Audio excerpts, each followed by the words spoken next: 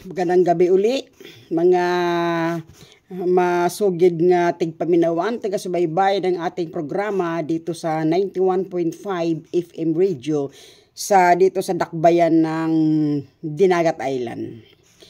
Magandang gabi uli, Sir JB, magandang gabi uli sa iyo. Narito na naman tayo sa ating programa na Philippine Deuterium Divine Wealth Association Incorporated, programang handog na benepisyo para sa mga Pilipino habang buhay. Ang sarap ng ating programa na ito. Sana sa mga nakikinig ngayon, nga nagsubaybay dyan, sana po maibalita ninyo ito sa ating mga kapitbahay, mga kaibigan, mga kapamilya, sa buong Pilipinas po. Hindi lang naman ito, ang programa na ito, hindi lang dito sa Dinagat Island. Dito lang po tayo local kasi dito ang ating frequency hanggang sa inabot. Actually nabalitaan ko hanggang lately pala ito. Maraming salamat sa frequency ng 91.5 nga naging kasangkapan natin para maiparating sa ating mga kapwa Pilipino dito sa lugar na ito. So mga pagbati muna sa ating mga masigasig na mga coordinator na walang sawa nagsakripisyo. Actually, mga walang sahod ang mga ito. Ang kanila lamang puhunan ay pagmamahal sa advokasya na ating isinusulong at buong puso nilang ginagawa ang trabaho para maisulong at advokasya para sa magandang kinabukasan ng mga Pilipino.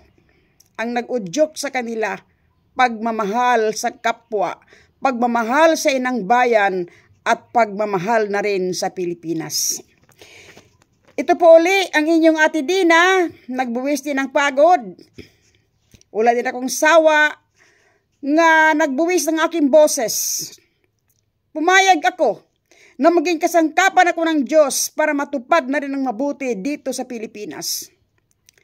So, unang-una kong babatiin ang walang sawa at walang kapaguran, Ma'am Lolita Sumundong Paburada, na nagiging Regional Coordinator Director ng Region 13. Siya po ang nag-install o naglagay ng mga coordinator mula sa probinsya papunta doon sa mga cities and municipalities dito sa Dinagat Island. At gayon na rin po ang kanyang kasama nga naghawak ng mga volunteer coordinators. Voluntaryo po ha.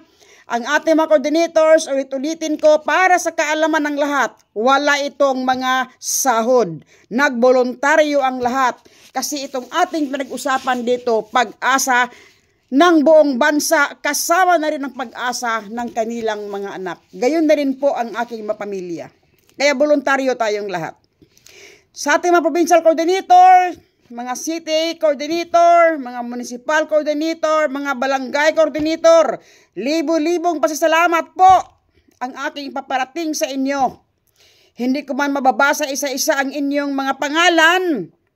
At least alam na natin nga itong 7 municipalities sa probinsya ng Dinagat Island ay mayroon na pong mga humahawak dito na mga provincial coordinator.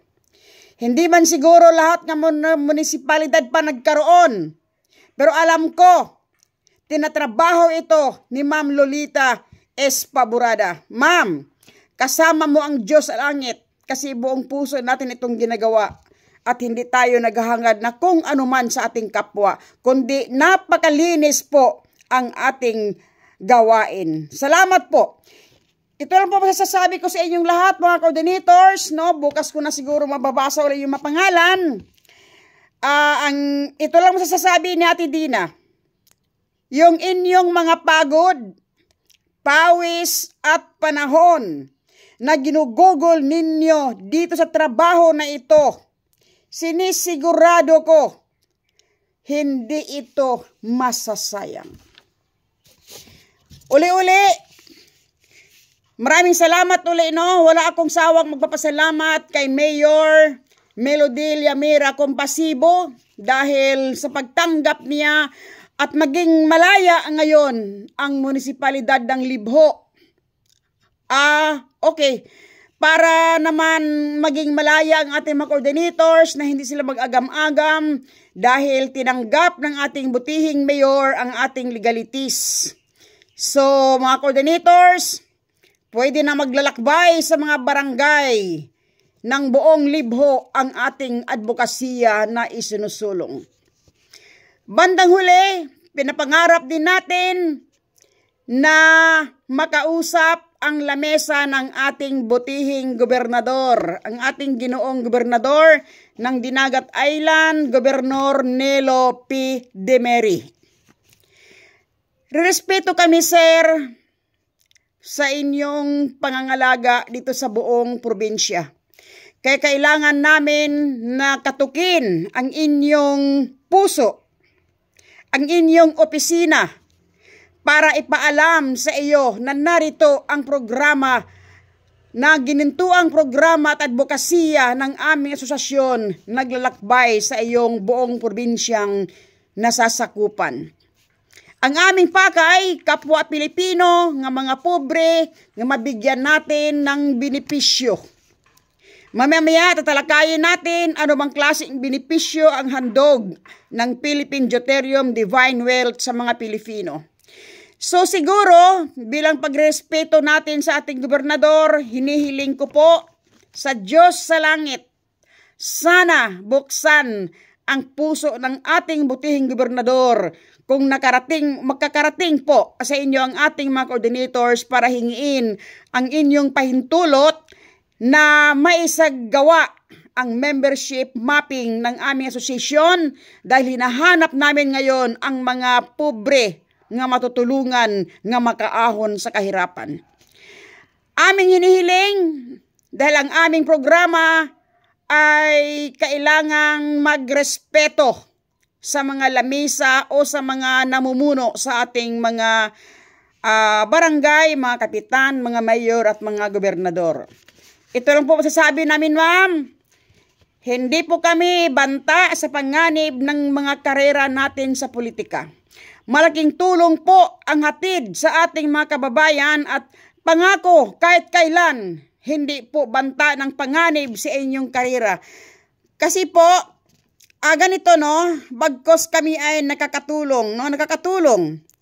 Makakatulong kami kasi ang aming samahan i-assured namin sa inyo nga sa mundo ng politika sa ating bansa kami ay tutulong lamang sa pagpaunlad ng ating komunidad. Magtulungan tayo nga mapaunlad ang ating bansa. Kami bilang mga NGO, mga non-government organization, ayon sa batas na ibinigay ng ating pamahalaan ay mayroong karapatan din na gumagawa ng mga hakbangin lalo na kung ito ay nakakabuti sa ating hinaharap. So sa palagay ko, wala naman tayong dapat pag-uusapan basta kami ay makakatulong sa hinaharap. Magiging katuwang ang mga NGO sa pag-unlad ng ating ekonomiya. Yun lang po ang tunay naming hangarin. Sana po ay inyong mapagbigyan ang aming mga kahilingan. Okay. Sa ating talakayan, kahapon binanggit natin ang pag-asa ng mga Pilipino, Deuterium po lamang. At ito ang magwakas sa kahirapan ng mga Pilipino. Sa 30 minuto nating talakayan sa gabing ito, mayroong dalawang bagay ang nais kong mabigyan ng kasagutan at malinaw na maiintindihan sa ating mga tagapakinig. Unang tanong, sa anong paraan magwakas ang kahirapan ng Pilipinas? Marami po nagtatanong ng ganito kasi of course hindi namin kayo masisisi kasi napakaganda ng ating mga pangarap. Ito ba kaya ay magkaroon ng katutuparan? Sa anong paraan magwakas ang kahirapan ng Pilipinas na naging slogan ng ating asosasyon? Wakasan ang kahirapan, Deuterium ang solusyon. Yan po makikita niyo sa ating mga logo. Okay, may pangalawang tanong na aking sasagutin kung kayanin pa ng oras. Proyekto ba ito ng gobyerno? Dito muna tayo sa unang katanungan, sa anong paraan magwakas ang kahirapan ng Pilipinas? Okay. Ang programa ng PDDY ay nilatad na. Okay po, no? Ganito po ang programa ng ating association na inilalatad na. Nabanggit ko kahapon na itayo ang isang korporasyon. Itayo ang isang malaking korporasyon na pagmamay-ari ng mga 70% na Pilipino. Kung 70% ang ating pag-usapan, kung tayo ay 100 million, merong 70 million na target ang ating asosasyon nga makuha ng mga miyembro. Anong meron dito sa 70 million? Itong 70 million o 70% sa total populasyon ng Pilipinas, ayon sa survey ng NIDA, ito yung tinatawag na poverty line. Ito yung mga may kita, ngunit kulang. Sabihin na lang natin, kumikita ka ng 50 mil. 12 ang anak mo, kasya? Di ba hindi? Nagsahod ka ng 20 mil. Nagrenta ka ng bahay. Lahat. Sa taas ng inflation rate ngayon, kulang. Meron din dyan nga minimum wage lamang, kulang. Ito yung sinasabi nga 70 million poverty line, may kita ito, ngunit kulang. Yun ang definition ng poverty line. Okay, no? Ang mga ito ang dapat mahango sa kahirapan at ito ang nangangailangan ng tulong. Okay, no? Tulong ha, tulong. Pag sinabi kong tulong, huwag yung isipin ayuda ha. Pabigas, pag-grocery, hindi po ganon. Okay, bandang huli, maintindihan niyo kung anong tulong itong aking binabanggit. Yan po ang survey ng NIDA, no? 70% poverty line. Kasi ang 20% dito, tinatawag ito na middle class. Itong mga middle class, hindi ito nangangailangan ng tulong. Ito yung may mga bahay, may sasakyan, wala na itong kailangan sa buhay. Kompleto na ito. Kailangan nilang tulong? Hindi. Hindi nila kailangan ng tulong. Okay. Meron tayong 10% nga malalaking mga negosyante nga nagkontrol sa negosyo ng buong bansa. Nangailangan ba sila ng tulong? Hindi po. Kompleto sila sa buhay. Ang binanggit dito na nangangailangan ng tulong, ito lamang 70% na poverty line nga may mga kita ngunit naglilimahid kasi kulang. Ito ang target natin nga mahango sa kahirapan. Okay. Ito yung target natin nga makukuha nga miyembro. Target nga numero na magmamay-ari sa korporasyon na itatayo sa Pilipinas. Sabihin na lang natin na kung matupad ito at magkaroon ng katuparan, pag matapos natin ang unang hakbang, tatayo sa Pilipinas ang isang korporasyon nga pagmamay-ari ng mayorya ng mga Pilipino, mayoryang Pilipino. 70 po, lampas kalahati sa populasyon ng Pilipinas. Okay. Ito ang senaryo. Pag nakuha na yung target na numero, tapos na ang unang hakbang. Isara ang database system at buuhin ng grupo para sa pangalawang hakbang. Ano ang ating pangalawang hakbang?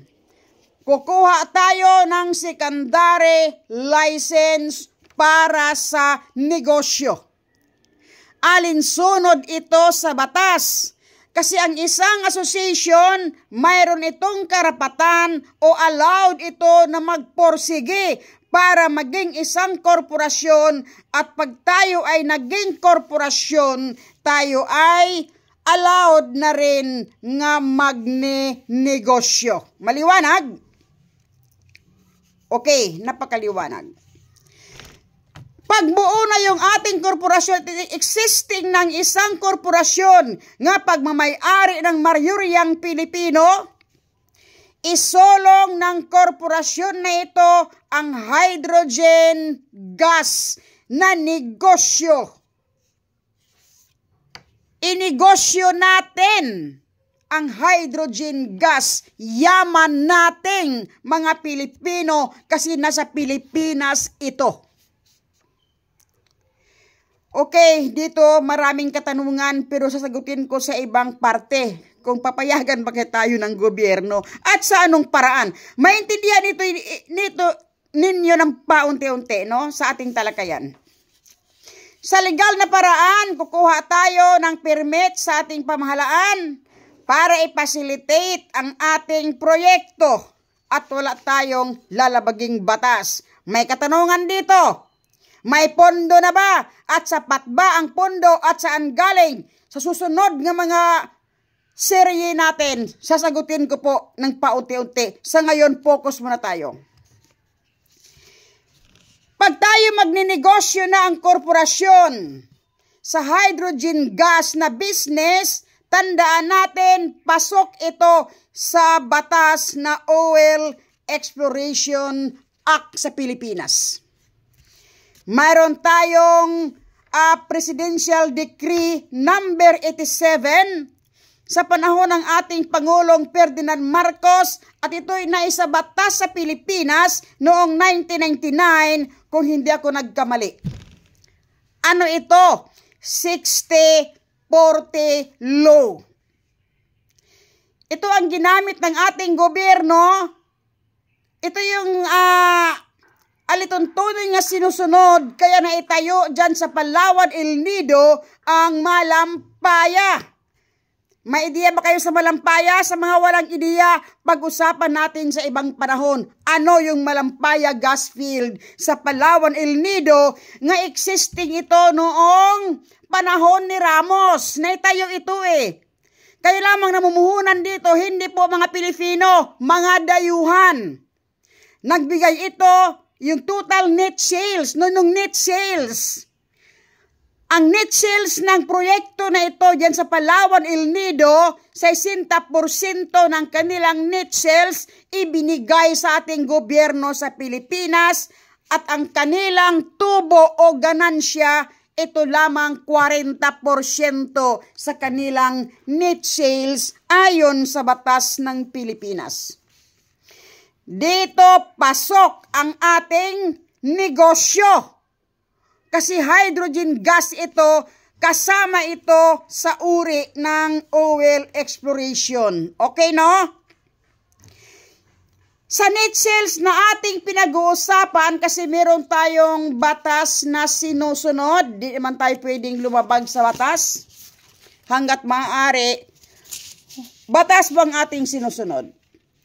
Ibig sabihin, ang punto ko dito, 60% ng ating kita ng ating korporasyon, wala pa to ha, pinag-usapan pa lang. Plano pa lang na inilatad. Mapunta sa ating pamahalaan, ang 40% mapunta sa ating korporasyon. Maliwanag ha? At dito sa 40% binanggit ko nga kabahagi ng korporasyon sa ating net sales, dito manggagaling ang benepisyong handog ng programang Philippine Deuterium Divine Wealth Association sa mga Pilipino. Maliwanag no? Dito manggagaling sa 40% ang benepisyong handog namin para sa inyo. Of course, meron tayong mga sinusunod dito na mga proseso. Paano ba kayo magiging may-ari ng korporasyon at paano kayo maka-avail?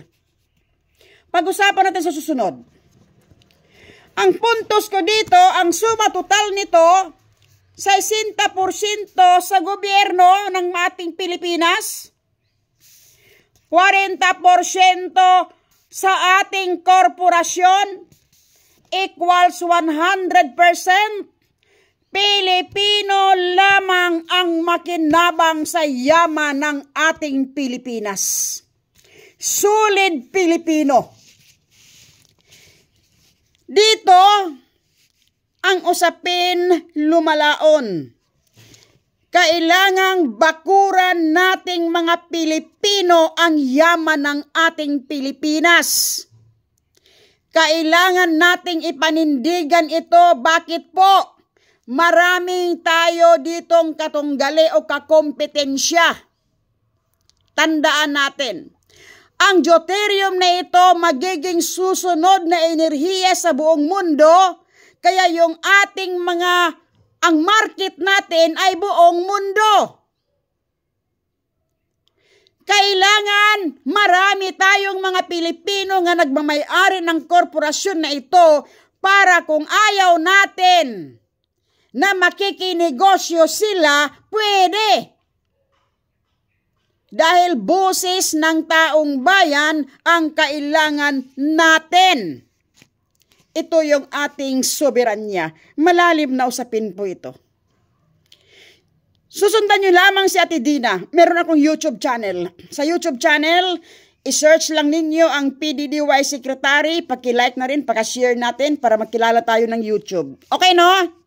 Marami tayong talakayan na pag-uusapan. Alam ba ninyo, kung sakaling matupad ang plano nga inihanay na ang inilatad na ito, kung solid Pilipino ang nag-operate ng ating deuterium kasama yung ating gobyerno, 60% sila Sa 60% kikitain ng ating gobyerno, alam ba ninyo, kayang gawing ginto ang ating kalye sa Pilipinas? Kaya po. Dito naman, sa mga beneficiaries na 70 million Pilipinos, kung ito'y magawa na natin, alam ba ninyo ang mga beneficiaries dito? Kaya kayong magliwaliw sa buong mundo buwan-buwan. Ganon kayaman ang mga Pilipino sa darating na panahon. Hindi na rin maghirap ang ating ekonomiya. Babaha ang pera sa ating gobyerno, aangat ang ating ekonomiya, uunlad ang Pilipinas. Napakalinaw po, sana po, pakinggan ninyong lahat ito, kapwa ko Pilipino. Ang 70% naman na ating matutulungan, magiging mayaman at wala nang maging magugutom, wala nang pulubi sa kalye, wala nang api doon. Pantay-pantay tayo dito nga maghati sa kita ng ating kayamanan. Wala na rin mag-abroad para mangibang bayan at maging alipin doon sa ibang bayan. Alam mo sa mga abroad, kunting antay lang po. Darating ang panahon, uuwi din kayong lahat. Kung sino mag-abroad, sila na po. Yang mga puti at mga itim na dyan, yan ang sila mag-abroad sa atin. Dahil napakayaman ng mga Pilipino pag nagampanan natin ang ating mga gawain. Sila po ang maging katulong natin. Joke lang yan, no? Pero may katotohanan ang aking mga sinasabi.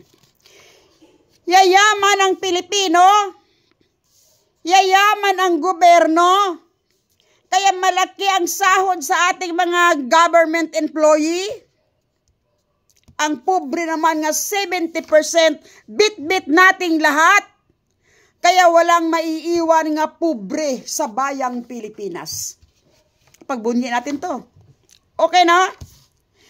Kasama dito ang mga pulubi sa ilalim ng tulay sa kamundukan. Basta sinasabi ko, lahat bit-bitin natin sa ating pagyaman. Walang maiiwan. Yang susunod nating henerasyon, napakaswerte at mapalad kayo. Bakit? nasa Pilipinas at sa mga Pilipino, kamay ng Pilipino, ibinigay ng Diyos ang kayamanang ito. Wala kasi ito sa ibang bansa. Palakpakan natin, ipagbunyi natin. Actually, magpapasalamat tayo sa Diyos na may kapal. Yung Diyos nga nagbigay sa atin ng buhay, magpapasalamat tayong lahat. Dito walang pinag-uusapan kung anong relihiyon, wala po. Magpapasalamat tayong lahat nga sa atin ibinigay ang kayamanang ito. Okay, no? Magbenepisyo buwan-buwan at habang buhay, pati ang susunod na henerasyon. Kaya kung totoosin ang susunod na lahing Pilipino, wala nang dadanasin pa na hirap. Yan ang isa sa ating mga objective. Sa tingin niyo drawing, sana tumulong kayo. Tumulong kayong mag-isip, tumulong kayong mag-research. Ito na ang tamang pamana sa ating mga anak. Dito, may nagtatanong. Actually, ito no, doon sa Bulacan, nag-orient kami sa isang barangay, may nagtatanong. Naintindihan actually niya. Pero ang tanong niya ganito, Ma'am, pag mangyayari yan, magiging tamad na raw ang mga Pilipino. Actually, hindi ako nakasagot kaagad. Tinatawanan ko lang siya. Napakababaw po ng pangunawa. Ito lang yung tanong ko sa inyo. Ibabalik yung tanong. Yung mga Arabo ba nagbenepisyo sa yaman ng gasolina sa kita ng kanilang bansa? Nagiging tamad ba sila? Kayo na pang sumagot. Napakaganda at naparaiso po ang bansang Saudi Arabia. Tamad ba sila? Kayo na pang sumagot. Okay, no? Okay.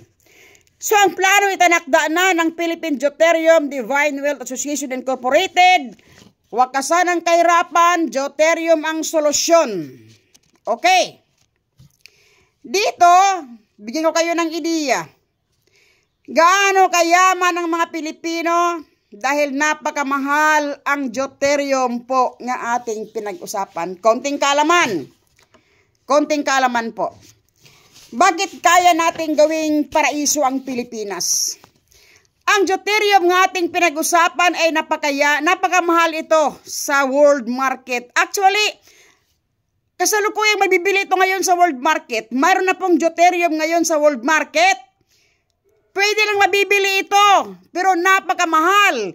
Kasi ang proseso ng paggawa ng Deuterium sa Europa sa pamamagitan ng electrolyze process. Mayroong proseso, kaya nakagawa sila ng Deuterium, tinatawag ito nga human technology. Gawa ito sa electrolyze machine. Ang electrolyze machine na gumagawa ng Deuterium, gumagamit ng gasolina.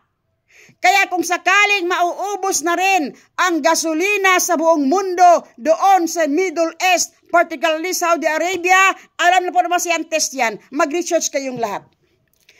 Actually, ang panahon ay napakalapit na po, no? Hindi na po, actually, mag-research kayo, no? Malayo na po ang 10 taon, mga 7 years mula ngayon, kung talagang ay wala na ito. Kaya po, alam ba ninyo, pag naubos na rin ang gasolina sa Middle East, hindi na rin aandar ang kanilang electrolyze machine, kaya wala na po ang kanilang Deuterium. Kaya yung market natin, buong mundo. Dahil na sa ating Deuterium, sa Pilipinas ang Deuterium makukuha, kayamanan ng buong mundo, okay. Market natin ang buong mundo.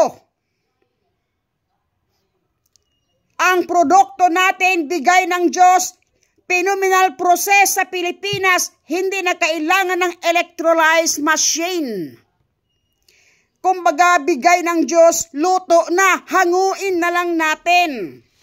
Ang ating market, ready na rin. Ang ating korporasyon, ang mga tagapagmana nito, hindi pa ready. Sana, bago magwakas ang langis sa Saudi Arabia, tayo na yung ating korporasyon at nag-market na tayo sa ating Deuterium at magsimula na rin ang pag-ahon ng kahirapan ng mga Pilipino. Siguro, marami pa tayong oras, no? Sa ngayon, ay 30 minutes lang tayo. So, malapit na tayo maubusan ng oras. Pero huwag kayong mag-alala. Bukas muli, mag-uusap tayo. Subaybayan ninyo sa Ate Dina, sa Radyo Sirbato, sa Dakbayan ng Dinagat Island. Uulitin ko. gabi-gabi mag-uusap tayo at tayo napanood din sa YouTube. Okay, sundan ninyo ako, research ninyo, YouTube channel, PDDY Secretary, lalabas doon si Ate Dina. Bandang huli, magkaroon tayo ng open forum, pwede magtanong sa akin ang buong Pilipinas sa anong paraan natin mabubuksan. Salamat po.